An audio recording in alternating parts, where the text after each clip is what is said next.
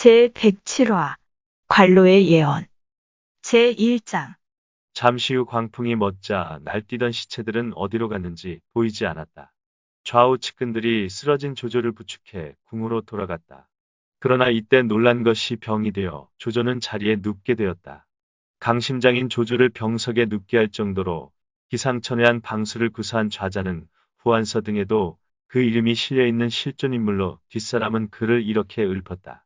구름 밟는 걸음으로 천하를 주유하고 둔갑술에 의지해 여기저기 유람하며 신선술법 예사로 펼쳐 보이면서 조조를 깨우치나 마음을 안 돌렸네. 조조의 병은 약을 써도 차도가 없었다. 마침 천문역법 등을 맡아보는 태사국의 책임자 태사승 허지가 허도에서 내려와 조조를 찾아뵈었다. 조조는 허지에게 주역점을 쳐보라고 했다. 그러자 허지가 말했다. 저의 점은 신통치 못하옵니다. 대왕께선 저보다 10곱이나 능한 이를 부르시옵소서. 10곱이나 능하다. 예, 대왕께선 신복관로의 소문을 못 들으셨사온지요. 신복이란 귀신처럼 점을 잘 치는 점쟁이란 뜻이다.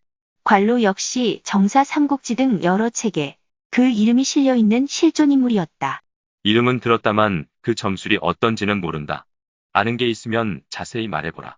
예, 그럼 제가 아는 관로에 대하여 말씀드리겠사옵니다. 허지는 관로의 이야기를 하기 시작했다. 관로의 자는 공명으로 평원군 사람이었다. 용모가 거칠고 추한 데다 술을 좋아하여 미친 듯이 마셨다. 아비는 일찍이 낭야군 촌장을 지냈으나 관로는 어려서부터 밤하늘의 별을 우러러보기 좋아해 밤에도 잠잘 생각을 하지 않을 정도였다. 부모가 말렸지만 그는 늘 이렇게 말했다. 집안의 달기나 들녘의 권위도 울어야 할 때와 날아야 할 때를 아는데 하물며 세상을 살아가는 사람이 어찌 그때를 모를 수 있을까요? 그러면서 이웃 아이들과 놀 때도 땅바닥에 천문을 그린 뒤 해와 달과 별들을 배치하곤 했다.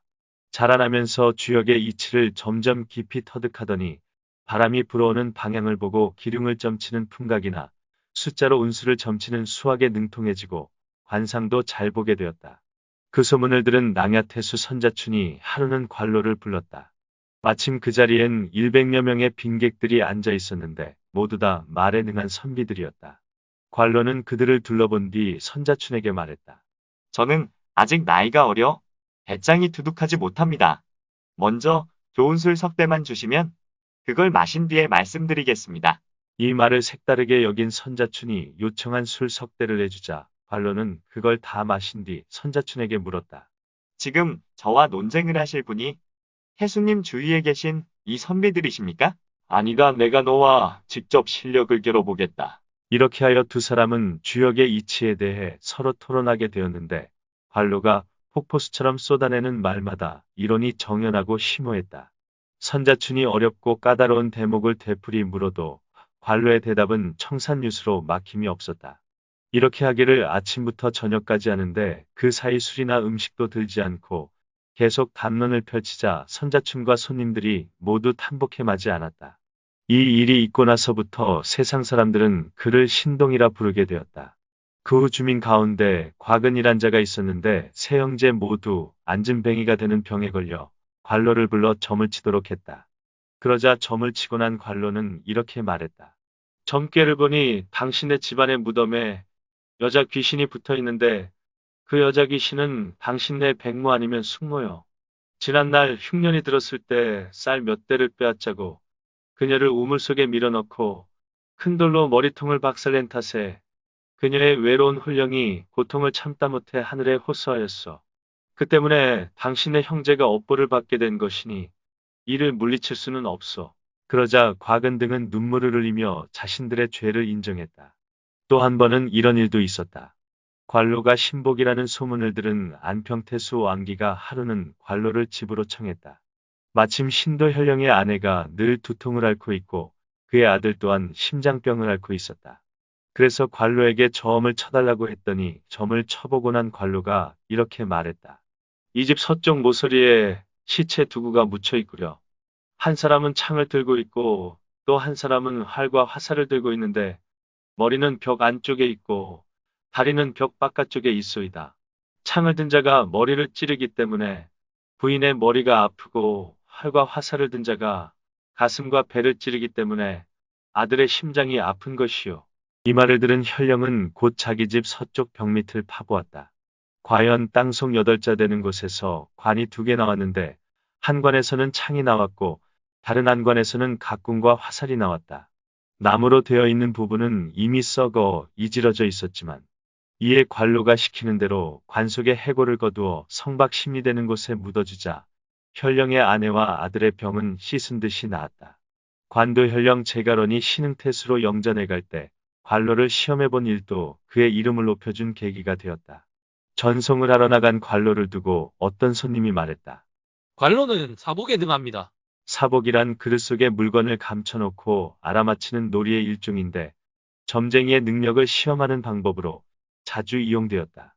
제가로는 관로의 능력을 믿지 않았다. 그래서 3개의 함을 내놓고 그 안에 들은 것이 무엇인지 알아맞히라고 일렀다.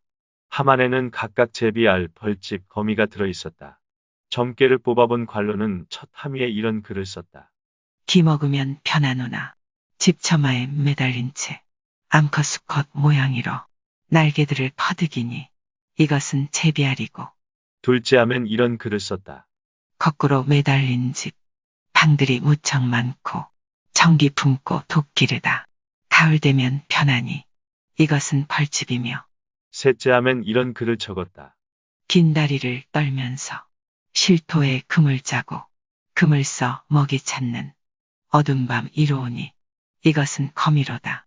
자리를 메우고 있던 사람들은 관로가 써놓은 함 위의 글을 보고 깜짝 놀라며 모두 해괴하게 여겼다.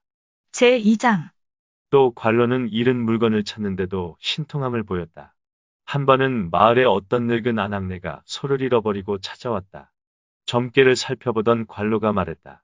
북쪽 개울가에서 7사람이 소를 잡아 삶고 있으니 급히 쫓아가 보면 가죽과 고기는 아직 남아있을게요.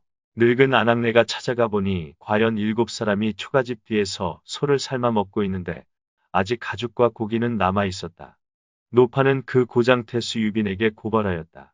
이에 유빈은 소도둑 7명을 잡아 벌을 주고 나서 늙은 아낙네에게 물었다. 그대는 소도둑이 있는 곳을 어찌 알고 찾았느냐? 관로가 점을 쳐줘 알았습니다. 이 말을 믿을 수 없었던 유빈은 관로를 태숲으로 불러들여 도장 주머니와 꽁에 깃털을 넣은 함을 내놓으며 물었다. 이 안에 무엇이 들었는지 알겠는가? 관로는 점을 쳐보고 말했다. 첫 번째 것은 안이 네모지고 밖은 둥글며 오색무늬가 있습니다. 신용을 지키는 보물을 품으며 나오면 표식이 되니 이것은 도장 주머니요. 두 번째 것은 삐죽삐죽 높은 산에 붉은 새가 있습니다. 날개 빛깔은 검고 누러며 새벽이 되면 반드시 우니 이것은 꽁의 깃털입니다. 유비는 크게 놀라 그를 귀한 손님으로 대접했다. 관로의 점술이 용한 것을 말해주는 일화는 더 있었다. 하루는 관로가 성 밖으로 나갔다. 길을 가다 보니 한 젊은이가 밭을 갈고 있었다. 관로는 길가에 서서 한동안 그 모습을 바라보다가 물었다. 젊은이의 이름은 뭐고 지금 나이는 몇인가? 소년이 대답했다. 제 성은 조 이름은 아닙니다. 지금 19살입니다. 그런데 선생은 누이십니까? 나는 관로라고 한다. 자네 양미간에 죽음의 기운이 있는 것을 보니 사흘 안에 반드시 죽겠다. 자네의 용모는 아름다운데 명이 짧으니 애석하구나. 조아는 집으로 돌아가 급히 아버지에게 들은 말을 전했다. 그러자 깜짝 놀란 아버지는 관로를 뒤쫓아가 땅에 엎드려 절하고 울면서 말했다. 선생님, 돌아가셔서 내 아들을 좀 살려주십시오. 그러자 관로가 말했다. 그것은 타고난 수명인데 어찌 바꿀 수 있겠소? 아버지가 말했다. 이 늙은이에게는 그 자식 하나뿐입니다. 제발 살려주십시오. 조안 역시 울면서 살려달라고 매달렸다. 관로는 그들 부자의 애절한 정을 외면할 수 없어 조안에게 말했다. 너는 맑은 술 한 병과 사슴 고기포 한 덩이를 준비하여 내일 남산에 들어가라. 거기 들어가면 큰 나무 밑 반석 위에서 두 분이 바둑을 두고 있을 것이다. 흰옷 입은 이는 남쪽 의량에 앉아 있을 것인데 모습이 매우 험악하고 붉은 옷을 입은 이는 북쪽 의량에 앉아 있을 터인데 모습이 매우 아름다울 것이다. 너는 그들이 바둑에 빠져 있는 동안 무릎을 꿇고 앉아 술과 사슴 고기포를 올리거라. 그들이 술과 사슴 고기포를 다 먹고 나거든 저라고 울면서 오래 살게 해달라고 빌거라. 그러면 반드시 수명을 늘려줄 것이다. 그러나 절대 내가 가르쳐 주었다는 말은 하지 말아야 하느니라. 이에 고마운 나머지 조노인은 관로를 자기 집에 머물게 했다. 다음날 조아는 술과 사슴 고기포와 술잔과 쟁반 등을 가지고 남산으로 들어갔다.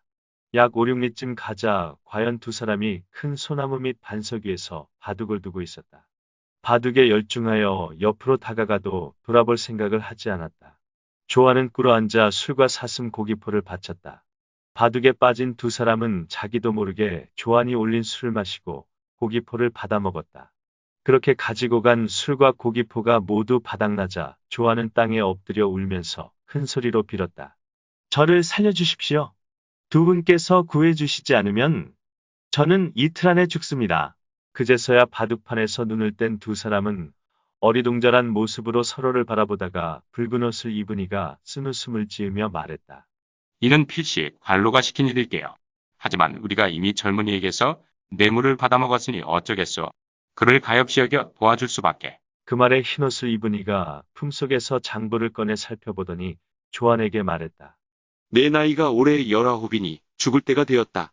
하지만 내가 이제 십자 위에 구자를 덧붙였으니 99세까지 살게 될 것이다. 돌아가 관로를 만나거든 다시는 천기를 누설하지 말라 이르거라.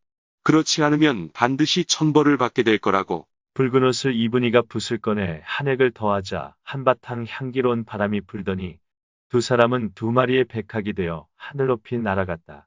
집에 돌아온 조안이 두 신선에 대해 묻자 관로가 말했다. 붉은 옷을 입은 이는 남두성이고 흰옷 입은 이는 북두성이니라. 제가 듣기로 북두는 7개의 별로 구성되어 흔히 북두칠성이라 하던데 어째서 한 분뿐이었습니까? 흩어지면 7이지만 합치면 하나다.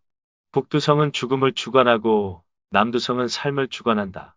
이제 수명을 늘려받았거늘 무엇을 더 걱정하느냐. 이에 조안 부자는 관로에게 절하며 살해했다.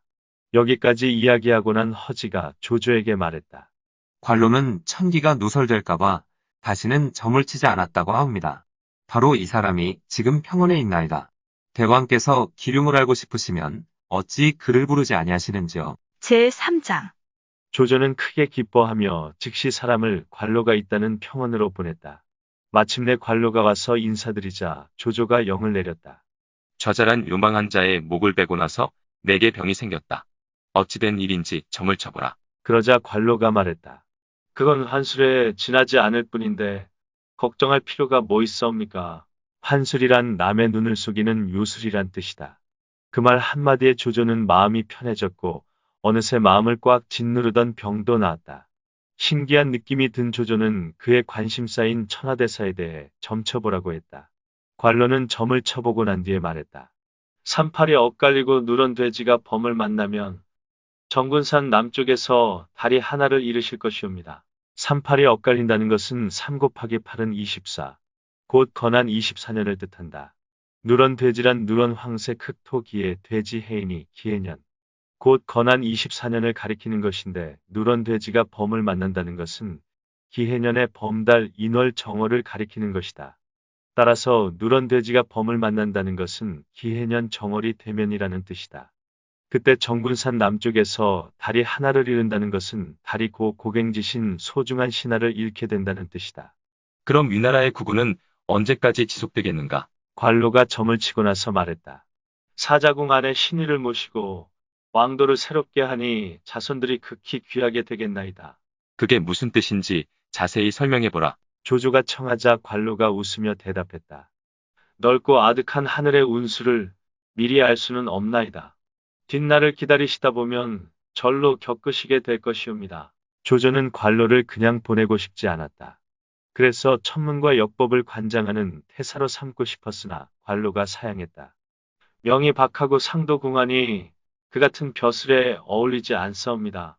하오니 하사하시는 벼슬을 감히 받을 수 없나이다. 그게 무슨 뜻인가? 저는 이마에 주골이 없고 눈에 수정이 없으며 코에 양주가 없고 다리에 천근이 없으며 등에 삼갑이 없고 배에 삼임이 없으니 태산의 귀신은 다스릴 수 있어도 산 사람은 다스릴 수 없사옵니다. 조조는 관상학에서 사용되는 주고리니 수정이니 양준이 하는 단어들은 분명히 알아듣지 못했지만 벼슬을 마다하는 관로의 뜻은 분명히 알 수 있었기에 더는 권하지 않았다. 그대가 보기에 내 상은 어떠한가? 조조가 묻자 관로가 대답했다. 신하로서 더 올라갈 수 없는 자리에까지 오르셨는데 상을 보아 무얼 하시겠나이까? 그래도 조조가 거듭 묻자 관로는 그저 웃기만 할 뿐 대답하지 않았다. 이에 조조는 관로에게 문무백관의 상을 보인 뒤에 물었다. 관원들의 상은 어떠한가? 모두 태평성대를 누릴 신하들이옵니다. 조조는 기륭을 물었지만 관로는 모든 것을 말하려 들지 않았다. 이 같은 관로를 두고 뒷사람은 다음과 같이 읊었다. 신복이라 소문난 평원 땅의 관로는 사람의 살고 죽음 용하게 짚어내니 팔계의 심오함은 귀신의 통에 있고 육교의 오묘함은 하늘에 닿아 있어 관상을 보고 나면 수명을 미리 알고 마음에 있는 영도 스스로 깨달으니 애석하다 당대의 기이한 점술법을 뒷사람은 아무도 물려받지 못했으니 관로는 사람의 관상에 대해선 자세히 밝히려 들지 않았다. 조안 사건 이후 천기누설에 대한 부담감 때문이라 짐작한 조조는 대상을 나라로 바꾸어 물었다. 그럼 동호의 운수는 어떠한가? 관로는 괴를 짚어보고 나서 말했다. 동호의 주인은 대장을 하나 잃었나이다. 서촉 운수는? 서촉 병사들은 사기가 왕성하여 지금 경계를 침범해오고 있는 중이옵니다. 유비가 우리 땅을 침범해오고 있다고? 잿간놈이 무슨 실력에? 믿기 어려운 일이다. 그때 합비에서 갑자기 보고가 들어왔다. 육구를 지키던 동호의 장수 노숙이 죽었다고 하옵니다. 그 말을 들은 조조는 감회가 깊었다. 정사 삼국지에 주석을 붙인 배송지는 노숙은 사람됨이 엄격하여 희롱하거나 꾸미지 않았고 안팎으로 검소절약하였으며 세속적인 취미에는 손도 대지 않았다. 군을 통솔할 때도 잘 정돈하여 금지령은 반드시 시행하였고 진중에 있을 때도 손에서 책을 떼지 않았다. 또한 담론을 잘하고 문장에 능했으며 생각은 원대하여 다른 이의 총명함을 뛰어넘었다. 주유 이후 노숙이 제일 가는 인물이었다고 평했다. 주유 이후 동호의 군사를 책임지고 있던 노숙이 죽었으니 향후 정세는 어찌 될 것인가. 조조는 관로의 점이 반은 맞은 것에 내심 놀랐다. 그래서 서촉에 대한 점이 맞는지 알아보려고 한중으로 사람을 보냈더니 며칠 안 되어 급보가 날아들었다. 유비가 장비와 마초를 보내 군사를 하변에 주둔시키고 관을 공격하고 있나이다. 관로의 점이 둘 다 맞은 것이다. 그러나 조조는 관로의 점이 맞았다는 점에 놀라기보다는 국경을 침범해온 유비에 대해 크게 격분했다. 제4장 지난번 한중을 점령한 뒤 내친김에 서초까지 치려다 손권이 개입하는 바람에 그냥 내버려 두었던 것인데 유비가 그새 힘을 비축하여 한중을 침범하고 있다는 소식에 화가 머리끝까지 치밀었다. 군사를 일으키라. 내 직접 유비를 사로잡으리라. 그러자 점을 쳐본 관로가 말렸다. 대왕께서 함부로 움직이시면 아니되옵니다. 오는 봄 허도엔 반드시 큰 불이 날 것이니 그냥 업성에 계시는 것이 좋사옵니다. 관로의 예언이 여러 번 맞았기 때문에 조조는 가벼이 움직이지 못하고 업성에 머물러 있기로 했다. 그 대신 조웅을 불러 영을 내렸다. 너는 군사 5만을 이끌고 가서 하후연과 장합을 도와 함께 동천을 지키라. 그런 다음 하우돈을 불러 다시 영을 내렸다. 그대는 군사 3만을 이끌고 허도로 가서 순찰을 돌며 불시의 사태에 대비하라. 조조는 장사 왕피를 어림군 총독으로 삼고자 했다. 이를 보고 주부 사마이가 조조에게 간했다. 왕필은 술을 좋아하고 성품이 너그러워 이 일을 감당하지 못할까 두렵사옵니다. 아니다. 왕필은 가시밭길을 헤치며 어려움을 겪을 때부터 나를 따르던 자이다. 충직하고 근면하며 마음이 철석 같으니 가장 적임자다. 그리고는 왕필에게 어림군을 거느리고 허도의 동화문 밖에 주둔토록 했다. 이때 허도에는 경기라는 사람이 있었다. 낙양 출신의 경기는 승상부의 연리로 있다가 시중서부가 되었을 때 사직 위황과 매우 가까이 지냈다. 경기는 조조가 왕위에 오른 뒤 행차시 황제와 똑같은 복장과 수레 및 의장을 갖추고 거들먹거리는 것이 매우 못마땅했다. 건한 23년 봄 정월, 마침내 경기는 위황과 은밀히 의논했다. 역적 조조가 날로 간악해지고 있으니 머지않아 황제의 자리를 빼앗는 반역을 도모할 것이네. 우리는 한나라의 신하된 몸인데 어찌 악과 한패가 되어 그자를 도울 수 있겠나. 그러게, 조조를 치자면 동지가 필요하이. 마침 내게 마음 놓고 믿을 만한 친구가 하나 있네.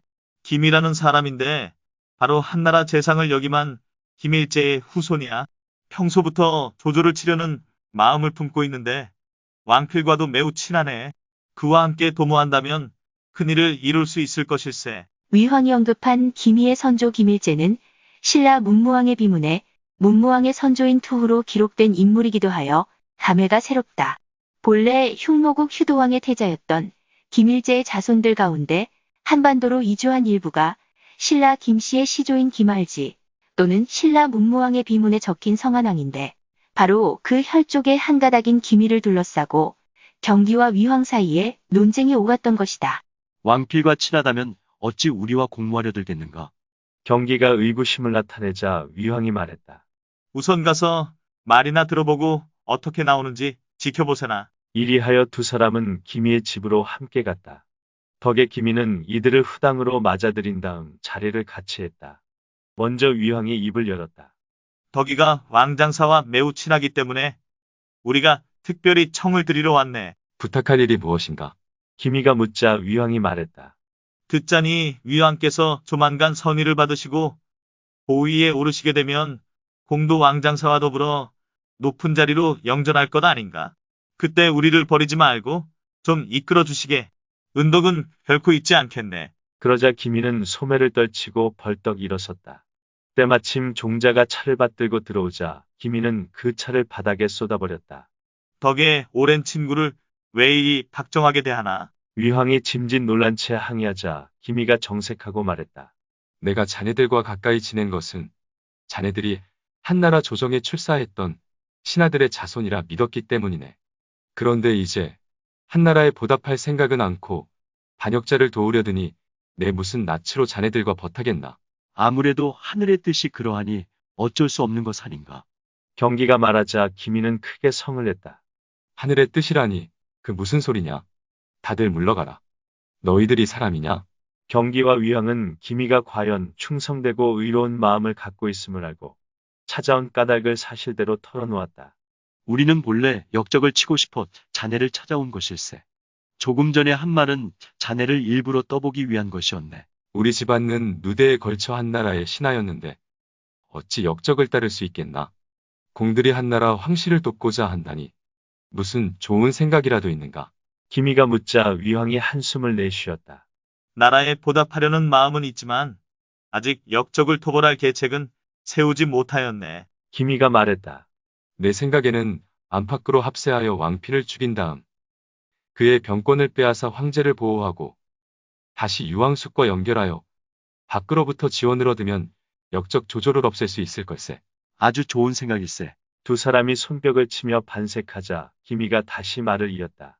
내게 신복이 2명 있는데 역적 조조가 그들의 아버지를 죽인 원수 사이일세. 지금 성 밖에 사는데 함께 이를 도모할 수 있을 게야. 어떤 사람들인가? 경기가 묻자 기미가 대답했다. 태의 길평의 아들들일세. 큰아들의 이름은 길막이고 작은아들의 이름은 길목이라 하네. 전에 동승의 의대 조사건에 연루된 그들의 아버지를 조조가 죽였는데 두 아들은 멀리 달아난 덕분에 죽음을 면하였지. 지금 몰래 허도로 돌아와 살고 있는데 만일 그들에게 역적 토벌을 도와달라 하면 따르지 않을 리가 없네. 그 말을 들은 경기와 위황은 대단히 기뻐했다. 그렇다면 보고 싶네. 그럼 연락을 취하지. 기미는 사람을 시켜 길막 형제를 은밀히 불렀다. 두 사람은 금방 달려왔다. 기미가 부른 까닭을 설명하자 원한에 사무친 두 사람은 분노의 눈물을 흘렸다. 맹색 후 나라의 역적놈을 죽이고야 말겠소. 그러자 기미가 보다 구체적인 보관을 말했다.